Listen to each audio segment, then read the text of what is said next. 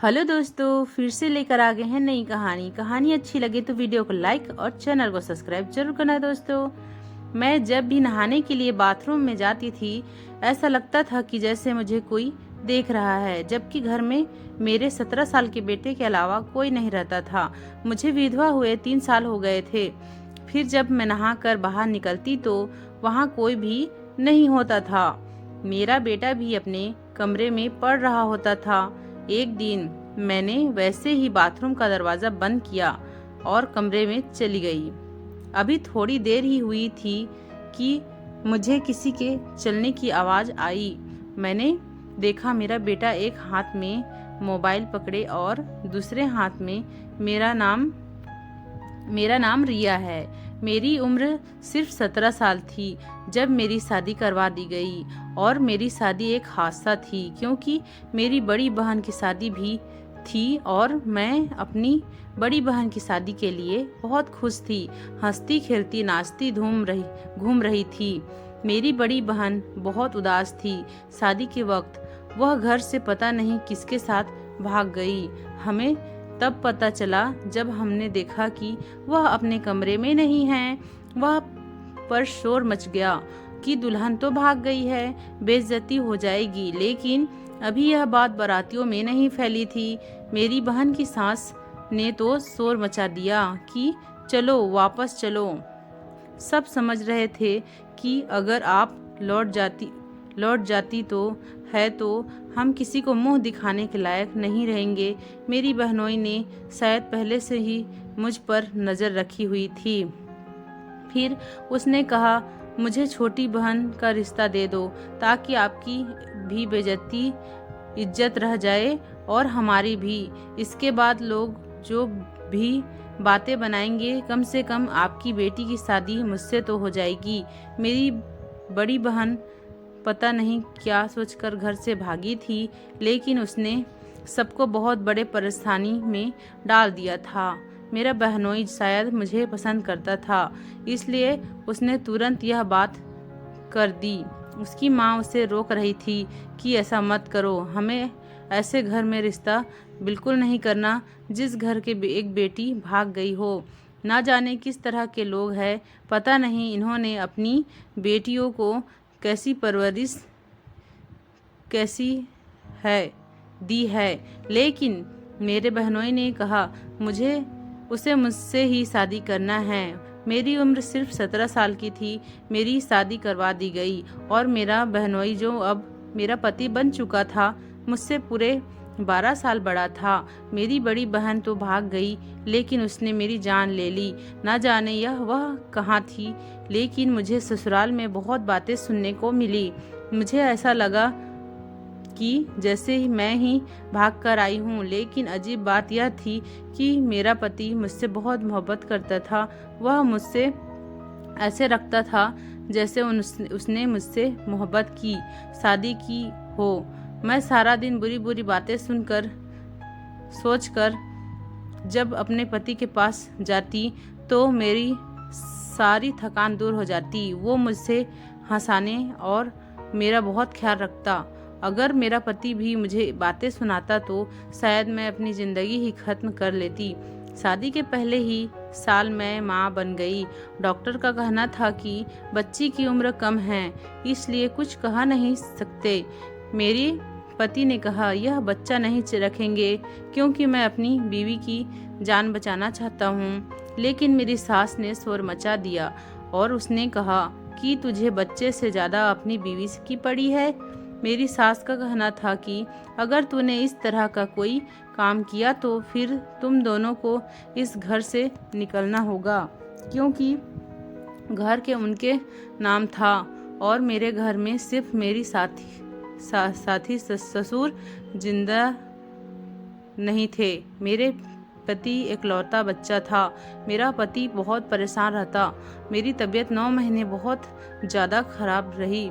गंभीर वक्त पर जब मेरे पति से पूछा गया कि बीवी को बचाना है कि बच्चे को, तो उसने कहा मेरी बीवी को बचाएं। फिर मेरी सास ने कहा कि बच्चे को बचाएंगे, पर डॉक्टर का कहना था जो लड़की का पति कहेगा वही होगा और उसी के सिग्नेचर से भी होंगे। मेरे पति ने कहा कि बीवी को बचाएं, लेकिन मेरी जान भी बच गई और मेरा बेटा भी सही सलामत था। मैं घर आ गई। इसके बाद मेरे पति ने मेरा बहुत ख्याल रखा। 2 साल बाद मेरी सास की इस दुनिया से चली गई। घर मेरे पति के नाम हो गया। मेरा बेटा उस वक्त 3 साल का था। उसने बेटे का नाम मैंने मोहित रखा था। मेरी सास के जाने के बाद मैं और मेरे पति घर में बहुत ही खूबसूरत ज़िंदगी गुजार रहे थे, लेकिन ना जाने हमारी खुशियों को किसकी नज़र लग गई और 4 साल बाद मेरा पति एक हादसे में चल बसे। यह मेरी ज़िंदगी का सबसे बड़ा दुख था। मेरी औलाद इस वक्त 7 साल का था। मैं बात बता नहीं सकती कि मैंने किस तरह इस दुख के साथ अपनी ज़िंदगी गुजारी। मैंने दोबारा कभी ना शादी करने का फैसला किया। मैं बहुत कम उम्र में विधवा हो चुकी थी। माँ बाप ने कहा कि तुम अपना बेटा हमें दे दो, हम इसके माँ बाप बनकर इसको पाल लेंगे, तुम दूसरी शादी कर लो। लेकिन मैंने अपने पति से वादा किया था कि मैं अपने बेटे को बहुत ख्याल रखूंगी और अब मैं अपने पति के अलावा किसी और के बारे में सोचना भी नहीं चाहती थी। मेरे लिए यह बेवफाई के जैसा था। मैं अपने पति की यादों में के साथ ही बेवफाई नहीं करना चाहती थी। वक्त गुजरने लगा। पहले मेरी माँ इस दुनिया से चल बसी और इसके बाद मेरे पिता भी। जिंदगी ने मुझे बहुत गम दिए, लेकिन किसी के पीछे कोई नहीं मरता। मेरे माँ बाप की जायदाद और घर भी मेरे हिस्से में आ गया। उनके पास ज़्यादा कुछ नहीं था, लेकिन जो कुछ भी था वह सब मेरा हो गया, क्योंकि हमारा कोई नहीं भाई या नहीं था। और मेरी बड़ी बहन जब से घर से भागी थी, किसी को पता नहीं था कि वह कहाँ है। मेरी माँ कहा करती थी कि न जाने कहाँ होगी, पता नहीं जिंदा भी होगी या नहीं। घर से बाहर जाने वाली लड़कियों के साथ जमाना बहुत बुरा हाल करता है। अगर वह किसी बेटी की माँ बन जाए तो उसकी बेटी की ज़िंदगी बर्बाद हो जाती है। सब यही कहते हैं कि तुम्हारी माँ को घर से भागकर आई थी। मेरी माँ अक्सर मेरी बहन के लिए मिन्नत करती, लेकिन मैंने अपने पापा की ज़ुबान से कभी उसका नाम तक नहीं सुना था। मैंने अपने घर वालों की इज्जत बचाई थी, इसलिए मैं उनकी लाडली बेटी थी। वक्त गुजर गया। मेरा बेटा 17 साल का हो गया। घर में सिर्फ मैं और मेरा बेटा ही रहते थे। मैंने भी माँ बाप की तरफ से मिला हुआ घर बेचकर बाजार में 2 दुकानें ले ली और दुकानों के किराए से मेरा घर चलता था। पहले तो किराया बहुत ही कम था और घर चलाना मुश्किल लगता था, लेकिन वक्त के साथ यह लाखों में हो गया। हम 2 लोग थे, इसलिए ज़्यादा खर्चा नहीं था। बच्चे को स्कूल और उसके बाद कॉलेज भी भेजा कि वो पढ़ाई करे, इसकी अच्छी नौकरी लग जाए तो मैं एक प्यारी सी बहू के ले आऊं, ताकि इस खेल की खामोशी खत्म हो जाए। अकेले रहकर अचानक दिन घबराने लगता था।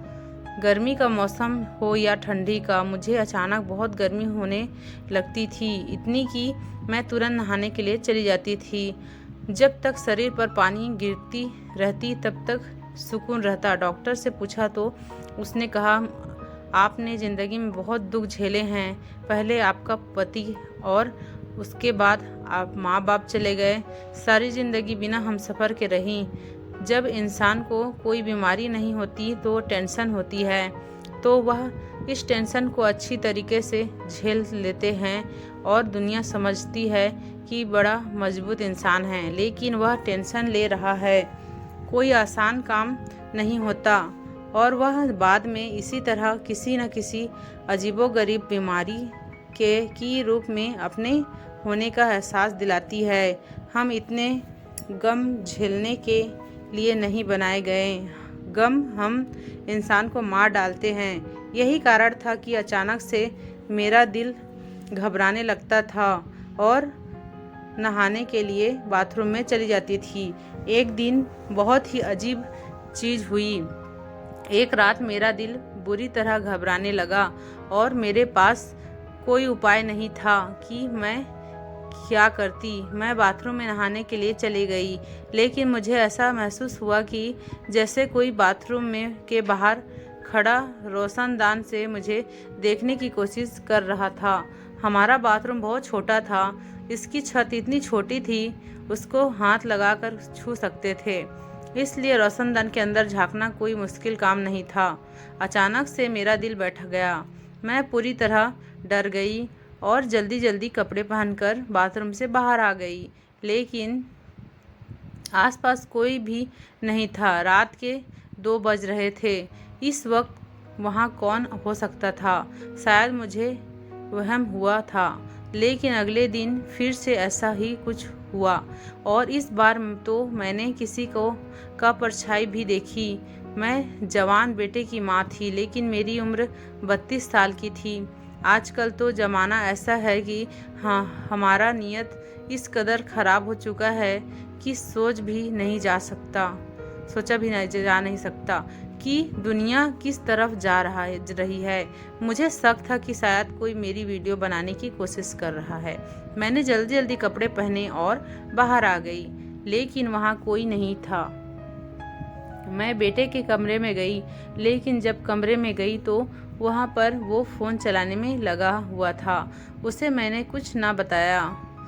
वो एक जवान मर्द और इस बात पर वो गुस्सा में आकर कुछ गलत कर सकता था या कोई लड़ाई हो जाती। मैंने कहा कि मुझे लगता है कि कोई घर में घुसने की कोशिश कर रहा है। वह फौरन खड़ा हो गया। उसने हाथ में डंडा उठा लिया कि कौन हो सकता है। उसने सारे घर के हर एक कोने में देख लिया, लेकिन कोई नहीं था। बाहर का दरवाज़ा भी बंद था। उसने कहा, लगता है आपको वहम हुआ है, यहाँ तो कोई भी नहीं है। लेकिन मैं जानती थी कि मुझे वहम नहीं हुआ था। मैंने उससे बताया कि किसी की परछाई दिखा था, वह भी किसी मर्द का। यह बात नज़रअंदाज करने वाली नहीं थी, पर वह कौन हो सकता था? यह हरकत मेरे घर में दोबारा हो चुकी थी। दूसरे दिन फिर से मेरी तबीयत खराब होने लगी। मैंने सोचा कि होती है तबीयत खराब तो होती रहे, लेकिन मैं बाथरूम में नहीं जाऊंगी। बाथरूम के घर के आंगन में था। मेरे बेटे के कमरे में एक बाथरूम था, लेकिन वह कमरा तो मेरे बेटे का था। बार बार मैं वहां नहीं जा सकती थी। सो रहा होगा, मैं उसकी नींद खराब नहीं कर सकती थी। मेरी तबीयत बहुत ख़राब होने लगी। मैंने पहले आसपास अच्छे से सके लिया कि वहाँ कोई है तो नहीं। कोई भी नहीं था। बाहर का दरवाज़ा भी बंद था। मैं बाथरूम चली गई और नहाना शुरू कर दिया, लेकिन आज तो हद हो गई। आज मैंने केवल परछाई नहीं देखी, बल्कि उसकी कदमों की आवाज़ भी सुनी। मैं बहुत डर गई थी। मैंने तुरंत बाथरूम की लाइट ऑफ कर दी ताकि बाहर जो कोई भी हो खड़ा है वह मुझे ना देख सके। मैंने चिल्ला कर अपने बेटे को आवाज़ लगाना शुरू कर दी। मेरा बेटा जब बाहर आया तो मैंने उसे कहा, तुम ज़रूर नींद से जागे होगे, लेकिन मुझे लगता है कि घर में कोई है। वह नींद से जगा हुआ नहीं लग रहा था, वह पहले से ही जगा हुआ था। मैंने फिर से सारा घर देखा, लेकिन घर में कोई भी नहीं था। तो उसने मुझे बैठाया और कहा, आप सारा दिन परेशान रहती हैं, क्या सोचती रहती हैं, किस बात की टेंशन है आपको? मैंने कहा कि मुझे कोई वहम नहीं हो रहा। बेटे ने कहा कि घर में कोई नहीं है। मेरा बेटा इस बात पर यकीन नहीं कर रहा था। वह यह समझ रहा था कि मैं किसी टेंशन में हूँ, इसलिए मुझे इस तरह के वहम हो रहे हैं। अगले दिन मैंने सोच लिया कि मुझे क्या करना है। बाथरूम के सामने कुछ मिट्टी फेंकी और उस मिट्टी के ऊपर पानी फेंक दिया, इसलिए कि कोई वहाँ खड़ा हो तो उसके पैरों के निशान भी बन जाए। मैं रात को उठी और नॉर्मल तरीके से चलती बाथरूम में आ गई। थोड़ी देर बाद मुझे किसी की चलने की आवाज़ आई। मैं नहा नहीं रही थी बल्कि चुपचाप खड़ी थी। मैंने अचानक से दरवाज़ा की कुंडी खोल दी। जो भी शख्स खड़ा है वह से भाग जाए, क्योंकि फ़िलहाल मुझे सिर्फ इतना जानना था कि यह मेरा वहम था या सच में कोई खड़ा था। मैं बाहर निकल कर आई, वहाँ पर कोई नहीं था। अंधेरे में कुछ नज़र नहीं आ रहा था। मैंने लाइट ऑन की और उस जगह देखा जहाँ मैंने मिट्टी फेंकी थी। यह देखकर मेरे होश उड़ गए, क्योंकि वहाँ पर पैरों के निशान बने थे। इसका मतलब मुझे कोई वहम नहीं हो रहा था, बल्कि मेरे घर में कोई था। यह सोचकर मेरा दिल घबरा जा रहा था कि कौन हो सकता है, कौन यह कर सकता था। मेरी तो किसी के साथ दुश्मनी भी नहीं थी। सुबह हुई तो मैंने उस जगह को गौर से देखा। मैंने कदमों के निशान देख लिए। पैर का साइज वही लग रहा था जो शायद मेरे बेटे का होगा, यानी कोई मेरे बेटे की उम्र का ही था। परेशान तो बहुत थी, लेकिन क्या कर सकती थी। मुझे कुछ समझ नहीं आ रहा था कि मुझे क्या करना चाहिए। फिर मैंने सोच लिया कि मैं बाथरूम में नहीं जाऊंगी, लेकिन कब तक नहीं जाती। यह मेरा घर था, क्योंकि मैं अपने घर में ही डर रही थी, और अगर वह शख्स मेरे घर में आ जाता है तो वह कुछ भी कर सकता था। मेरे बेटे को भी नुकसान पहुंचा सकता था। यूं तो मेरी उम्र ज़्यादा नहीं थी, लेकिन मुझसे घर के काम नहीं होते थे, क्योंकि मैं बहुत कमज़ोर थी। इसलिए मैंने एक नौकरानी रखी हुई थी जो 2-2 दिन बाद आकर काम करती थी। घर में हम 2 लोग थे, इसलिए ज़्यादा गंदगी भी नहीं होती थी, और खाना वगैरह मैं खुद ही बना लिया करती थी। एक दिन नौकरानी मेरे कमरे में पोछा वगैरह लगा रही थी। तभी मेरे बेटे ने आकर मिट्टी वाली पाँव ज़मीन पर रख दी। उसने कहा कि छोटे साहब, अभी तो मैंने सफाई की थी। मेरे बेटे ने हंसकर कहा, अच्छा जा रहा हूँ, और वहाँ से गुजर गया। जब वो जूते के निशान साफ कर रही थी तो मेरे होश उड़ गए। मैंने उसे रोक दिया। मैंने उससे कहा कि इसको साफ बात मत करो, और गौर से देखने लगी, क्योंकि वह पैरों के निशान तो वैसे ही निशान लग रहे थे जैसे बाथरूम के बाहर मिट्टी पर बने हुए थे, यानी कि यह उसी निशानी का प्रिंट था, वही प्रिंट जो उस मिट्टी पर बना हुआ था। क्या यह इत्तेफाक था कि मेरे घर आने वाले चोर और मेरे बेटे बिल्कुल एक जैसे जूते पहने थे, या फिर वह मेरा बेटा था? मेरा सर अचानक से चकराने लगा। नौकरानी ने मेरा हाथ पकड़कर मुझे बैठाया और मेरे बेटे को आवाज़ दी कि जल्दी आए, आपकी माँ को कुछ हो रहा है। मेरा बेटा भागा आया, मुझे पास ही एक क्लिनिक पर ले गया। डॉक्टर ने कहा कि आप बहुत कमज़ोर हैं, आप किसी भी तरह की परेशानियों से दूर रहें, दिमाग पर दबाव नहीं डालें। वहाँ से वापस आते हुए कुछ अजीब हुआ। जब हम रिक्शे में बैठने लगे तो मैंने एक औरत को देखा। उसने काला चादर लपेटा हुआ था और वह एक खंभे की आड़ से मुझे देख रही थी। मुझे एहसास हुआ कि मैं उसको जानती हूँ, जैसे वह मेरी कुछ लगती है, लेकिन मेरा तो इस दुनिया में कोई भी नहीं था। फिर ऐसे कैसे हो सकता था?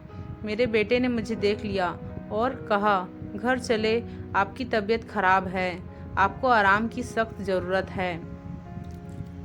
मेरा बेटा मेरी कितनी फिक्र करता था, इतनी घटिया हरकत कैसे कर सकता था?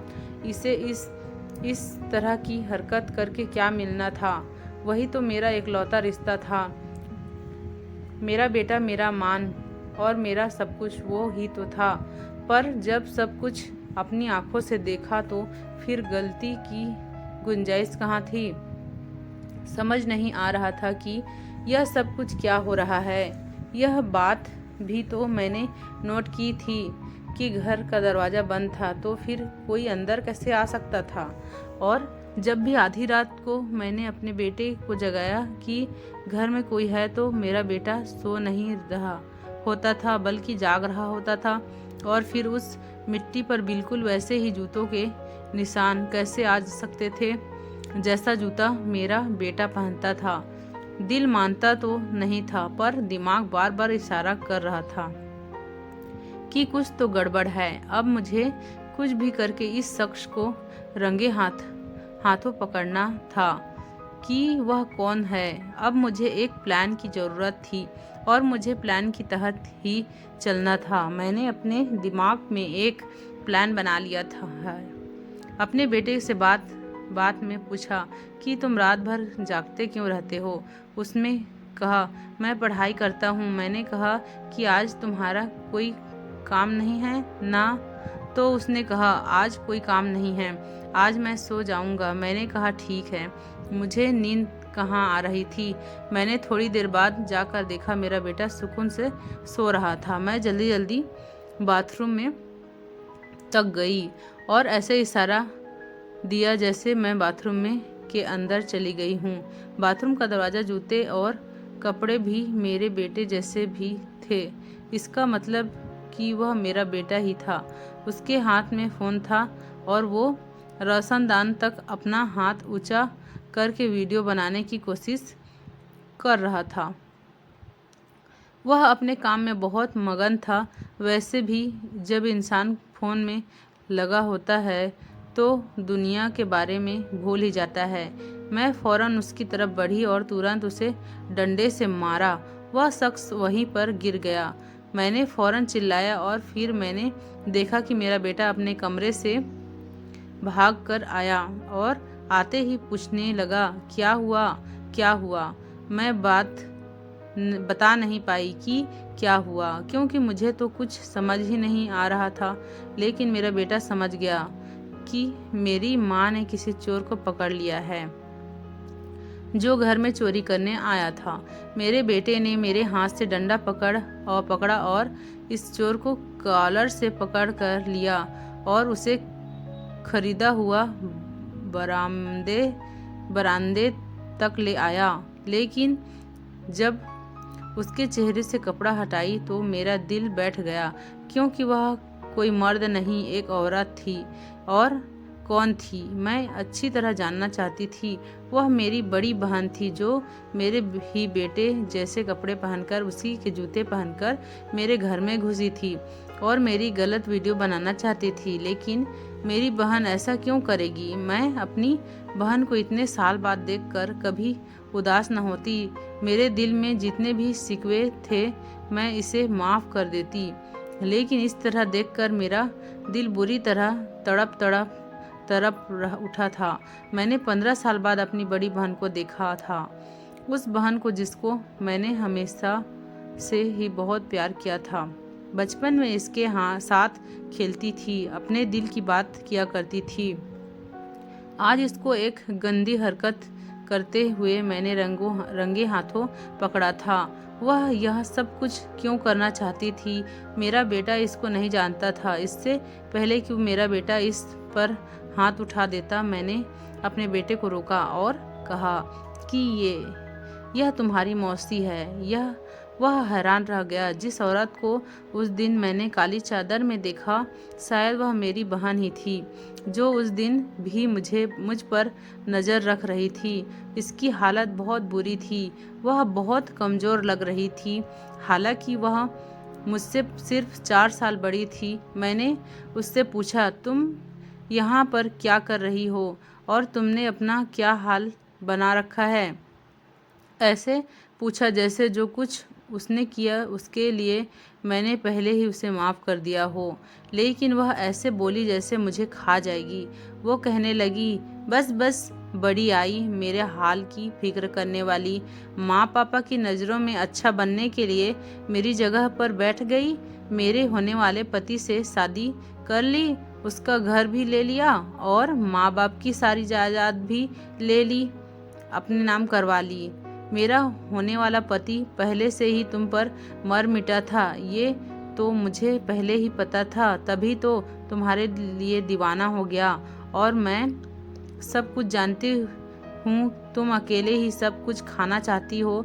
मुझे तो दूध से मक्खी की तरह निकाल दिया तुमने। अगर मैं तुमसे यह सब कुछ मांगती तो तुम मुझे कभी भी ये सब ना देती। पापा ने तो पहले ही मुझे मेरे हिस्से से निकाल दिया था, लेकिन इसलिए मैंने सोचा चाहे मैं तुम्हें ब्लैकमेल करूंगी, पर यह करती तो कैसे करती, तुम्हारे पास तो वैसे भी कुछ नहीं था, लेकिन इज्जत तो थी।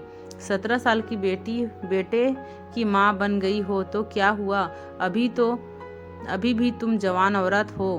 तुम्हारी कोई वीडियो बनाकर और फिर तुम्हें ब्लैकमेल करके मुझे तुम्हें जलील करना था। मैं आराम से बैठने वाली नहीं हूँ, मुझे मेरा हिस्सा चाहिए। मेरी बहन पागल की तरह बोल रही थी, वह बिल्कुल भी ठीक नहीं लग रही थी। कभी बात करती, कभी हंसती, कभी रोना शुरू कर देती। मेरे उसे समझाने की कोशिश की, किस किस्म की बातें कर रही हो, क्या हो गया तुम्हें, लेकिन वह मेरी कोई बात नहीं समझ रही थी। उसने चीखना चिल्लाना शुरू कर दिया, अपने आप को तकलीफ पहुंचाने की कोशिश करने लगी। वह नॉर्मल नहीं थी, वह बेहोश हो गई। हमने उसे कमरे में रखा।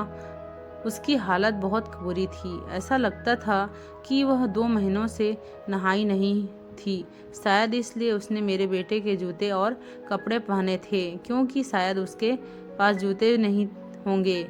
वह सुबह को उठी तभी भी हमारे काबू में नहीं आ रही थी।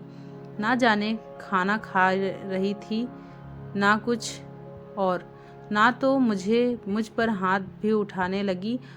हम उसको डॉक्टर के पास लेके गए। वह जाकर बहुत सी बातें पता चली। उसके पास जो फ़ोन था वह भी चोरी का था। मेरी बहन दिमाग की मरीज बन चुकी थी। वह अपने बारे में कुछ अजीबोगरीब बातें बता रही थी। हमें भी कुछ भी समझ नहीं आ रही थी। उसके फ़ोन में किसी औरत का नंबर था जिसको हमने कॉल की। हमने उसको बुलाया। वह हमसे मिलने आ रही है, क्योंकि वह भी मेरी बहन को ढूंढ रही थी। वो मेरी बहन के पति की बहन थी। लड़की हमसे मिलने हमारे घर आ गई और हम बहन को भी वापस घर ले आए। उसने बताया ये लड़की हमारे खानदान भी में भागकर आई, इसलिए सबने इसको बहुत बातें सुनाई। सास ने बहुत तंग किया। भगवान ने इसको बेटी दिया, लेकिन इसकी बेटी 2 हफ्ते बाद ही इस दुनिया से चली गई। इसके बाद इसकी हालत ऐसी हो गई, इसके पति ने दूसरी शादी कर ली। घर में पड़ी रहती थी, इसको कोई बुलाता नहीं था। एक मैं ही इसका ख्याल रखती हूँ, क्योंकि इसको बहुत गुस्सा आता था। इसी तरह साल गुजर गए। अपनी जिंदगी उसने ऐसे ही गुजारी है। पागल हो गई है और हमारे घर से भाग गई। कभी मेरे घर आ जाती थी और कभी कभी ऐसे गायब हो जाती थी कि किसी को पता नहीं चलता था कि कहाँ गई। इसकी हालत बहुत बुरी है। इसने मुझे तुम्हारे बारे में बताया था। ये बहुत शर्मिंदा थी। इसको यह भी नहीं पता कि किस माँ बाप का दुनिया में से कब गए। मुझे अपनी बहन पर बहुत तरस आया। उसने जो कुछ भी किया था उससे सज़ा ज़्यादा मिल रही थी। मैंने अपनी बहन का इलाज करवाना शुरू कर दिया। उसे ऐसी बीमारी हो गई थी जिसमें उसे लगता था कि सब उसके दुश्मन हैं, और वह अपना सबसे बड़ा दुश्मन तो मुझे समझती थी। लेकिन डॉक्टर का कहना था कि वह ठीक हो सकती है, इसका इलाज करवाएं। मैंने उस पर मेहनत की, उसको प्यार दिया और धीरे धीरे वह एक नॉर्मल इंसान बन गई। वो मुझसे माफ़ी मांगी, मुझे अपने सारे दुख बताएं। अब मैं और मेरी बहन एक साथ रहते हैं। मुझे मेरी बहन वापस मिल गई, इसलिए मुझे इस बात की खुशी है, क्योंकि वह मेरे खानदान का हिस्सा है। उसने घर से भागकर बहुत बड़ी गलती की, इसलिए उसको इतना सज़ा मिली। धन्यवाद दोस्तों। कहानी कैसी लगी कमेंट करके ज़रूर बताना।